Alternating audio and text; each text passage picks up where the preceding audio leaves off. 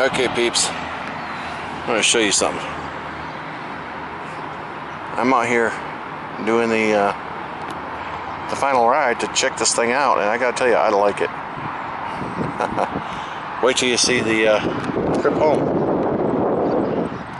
Oh, I picked up a bunch of ants, But this scene right here, this is overlooking the Grand Valley. This is that big hill, that real big hill. This is the I-96 131 interchange down below us here, and over there in the trees, that's Grand Valley, the River Valley over there. So it's not too far from where I'm at, and as you can see, we live in a forest over here in Grand Rapids, Michigan.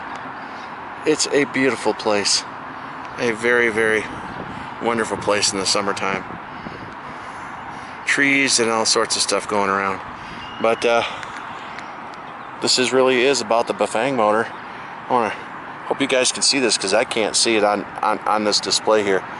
But the battery says it's at 83%. I've done just over 3 miles already. In an hour and 4 minutes, playing around and making some adjustments, that kind of thing. It's 2 p.m. in the afternoon, and I'm really liking this. So, and of course over here I got my Cyclo GPS that's mapping my entire ride for the day. But as I look down below, you can see the motor down there, and if you look where the lock nut is, you'll see some spacers. That's what I use to fix the problem with the wobble in the motor itself. When I first did the first shakedown video here, it's wonderful now. I gotta admit, I love the throttle. I still have to adjust my seat to get it in the proper position, but I have noticed that even pedaling is so much easier now with the e-assist. Even going uphill, it's so much easier when that e-assist kicks in. I can't wait to get this on a flat terrain like the White Pine Trails or the Muscatawa Trail, the Muskegon Trail. But half of those trails are underwater right now because Michigan's flooding out right now. We're getting our April weather here in the end of May, early June, so that's what's going on. Anyways, I thought you might want to share this scene and look at some of this beautiful trees here that we have, and all that stuff. We really do. I'm going to see if I can zoom this thing out, or yeah, there we go. I mean, you can see the water tower out there. You know, that's on the far hill. That's probably about 6 miles away. So yeah, we've got some beautiful area here. But this ridge where I'm at, this hill center where I live, this is the top of the River Valley. If the water gets this high, Michigan's in big trouble. All right, I'm gonna cut this video. We'll do a little bit more when I get back home. Okay, I think we can call this a very good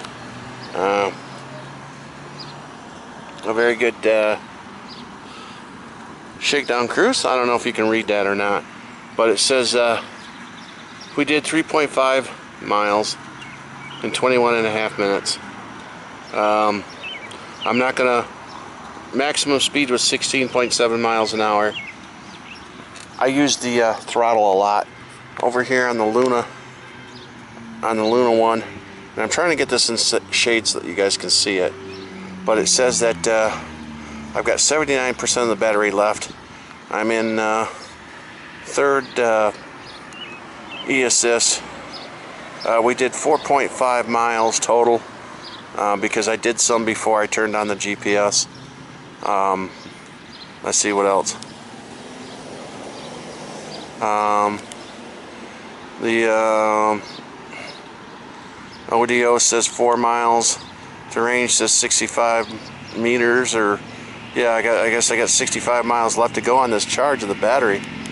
I'm not really sure if that means that or not, but overall, I'm happy with this, guys. I'm really impressed with what I saw today. I cannot wait to get this on a flat trail and be able to have some fun with it. There are some personal tweaks I still have to do. My seat is not in the proper position for me to be able to do what I want to do. So, well, I'll give you an example here. If you look at my right leg,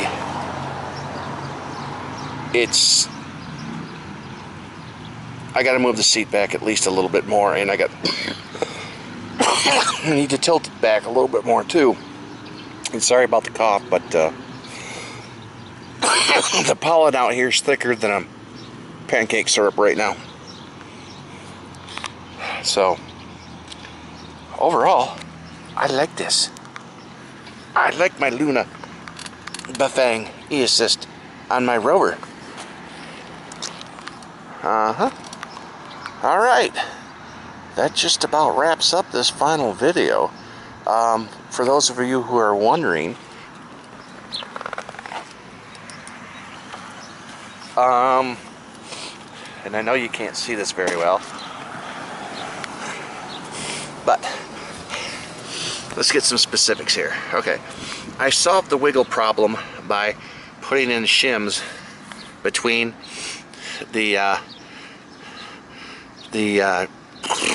spindle bracket and the motor, the Utah Trike's torque bracket. Okay, that got rid of the wobble back and forth here that I experienced the first time. Then, to make sure I had enough room to get the wrench on, I put the really big thick shim right here between the torque bracket and the lockdown nut. That solved that problem. You can see how I routed the wires around over here. This right here is a little bit of extra wiring. There's a loop right there. There's a couple loops there. And of course, this is the way I've got this stuff looped up on the handlebars, on the Versa bars, and all this other stuff. So that's the setup. And other than my wire, my tilt wire breaking on my side bag holder there, so now my side bag droops down all the time. I got new ones coming in.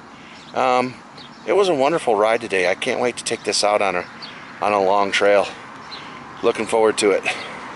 Hope you folks enjoyed the Bafang build. And yes, you can add them to your Rover, because I did.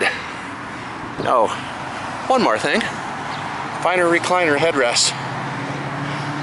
I changed it. I went back to the